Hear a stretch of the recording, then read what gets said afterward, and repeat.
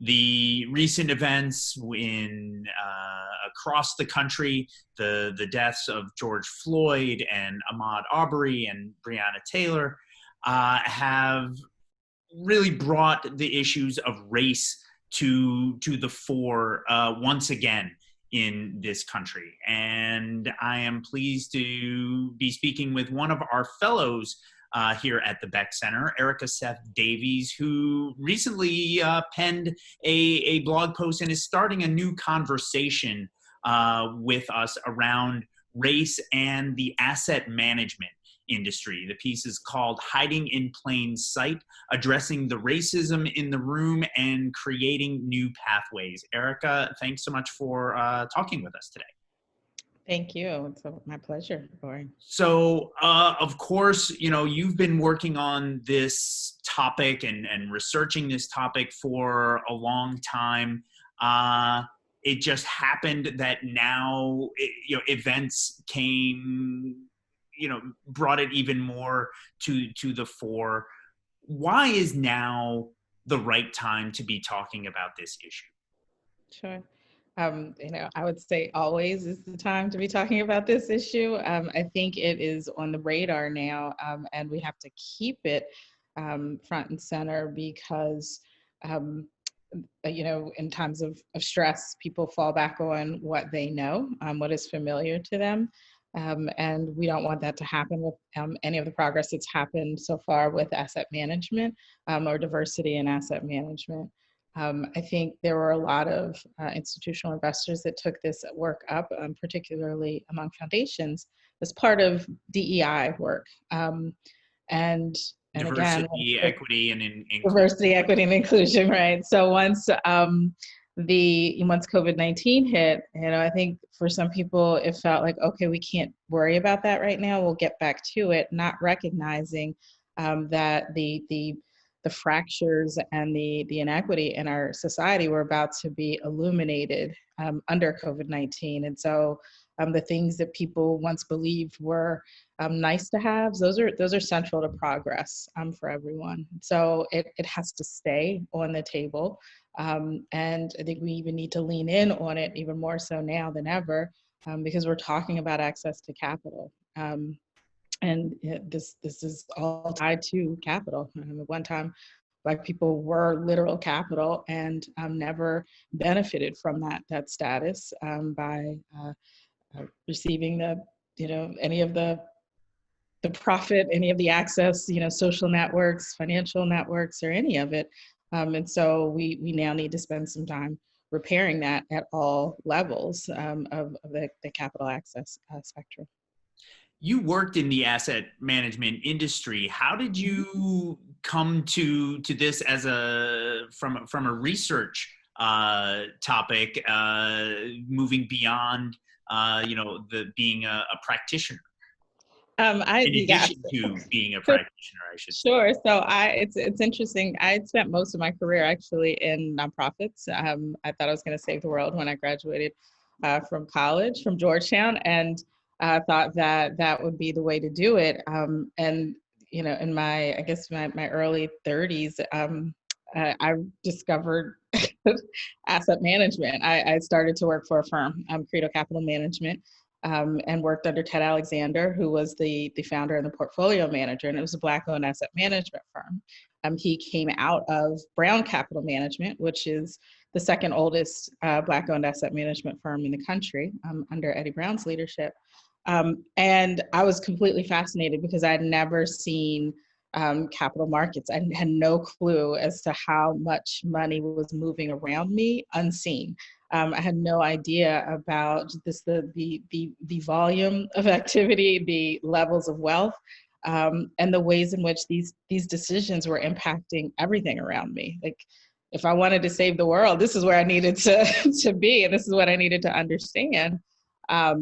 And I came to also understand that the challenges and the difficulty of this firm, because the role that I held in accessing clients. And the founder had done everything right. He had the right pedigree, he had the right contacts, but moving into more and more opportunities to diversify the client base was just a challenge. For certain public pensions, we knew exactly where to go and how to navigate.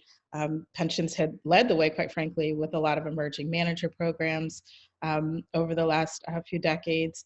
But when it came to foundations or high net worth individuals and family offices or corporate pensions, it was like a black box. And we would see, or I would see, foundations that had social justice or diversity, equity, and inclusion in their mission and in their values, but it wasn't operationalized in any way that was reflected in this particular aspect of their work in their endowment management. So I eventually transitioned from Credo and went to the Association of Black Foundation Executives, which focused on advancing a racial equity agenda in the field of philanthropy. And when I was hired, I said, absolutely, I'll do the work that I've been hired to do, but we're missing a really big chunk of what is equitable practice for foundations. And that would be how they're managing their endowments and who has access to managing those endowments. So I combined what I was developing in terms of a racial equity agenda with what I learned working in an asset management firm, and started looking at the policies, the practices, and the assumptions, right? The cultural norms and representations that kept this cycle going, that was perpetuating advantage and disadvantage and the accumulation of opportunity and wealth for white asset managers, and erecting barriers after barrier for Black and other people of color owned firms. I think one of the things people are asking more and more, particularly right now, is what can I do? How can I, improve? So what are some of the ways asset management firms and asset managers can make that shift? Sure. It's many. There's so many ways, right? So for asset owners, question your policies and your process. If you are, in your manager selection process, if you're a consultant or your committee or your staff are bringing you all white firms, you're not getting the best performance, period. And I can say that because we know that time over time, study after study has shown that diversity in decision making generates better results. And so if you are getting very homogenous looking firms, you have to question, are we getting the best performance? And so kind of interrogating that bias as to who can and can't manage money, and asking for firms that are more representative and firms that are owned by people of color, by women and people of color. So that's one thing that asset owners can do, just stop doing what you've been doing and do differently, so that you are seeing a completely different crop of firms. There's also a lot of influence as an asset owner that sometimes I'm confused by the lack of influence wielding, I guess, from some of the foundations and other decision makers. If you want your consultant to produce a particular result, hold them accountable for producing that result.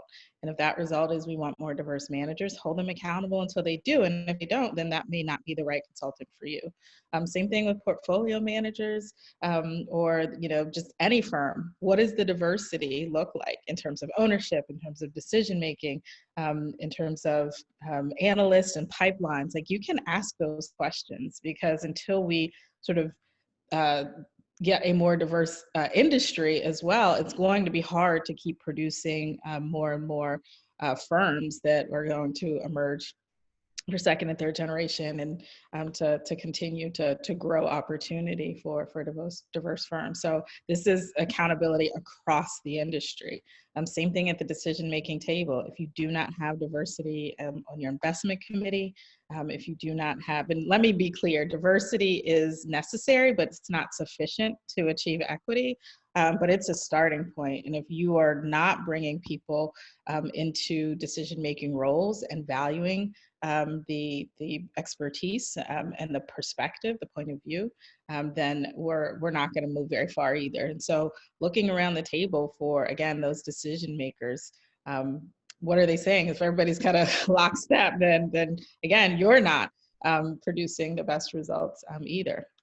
Choose to hang out in different places. There are conferences, and a lot of them are virtual now, but there are plenty of conferences where diverse managers gather. And so if you have a budget for professional development, make sure you're going to the NASP conference and the NAIC conference and the New America Alliance conference. And I think Grosvenor has a diverse manager private equity conference. So there's places that you can go to change who you're hanging out with. And that's where you're gonna find pipeline for not just managers, but leadership for decision-making, board membership or investment committee membership.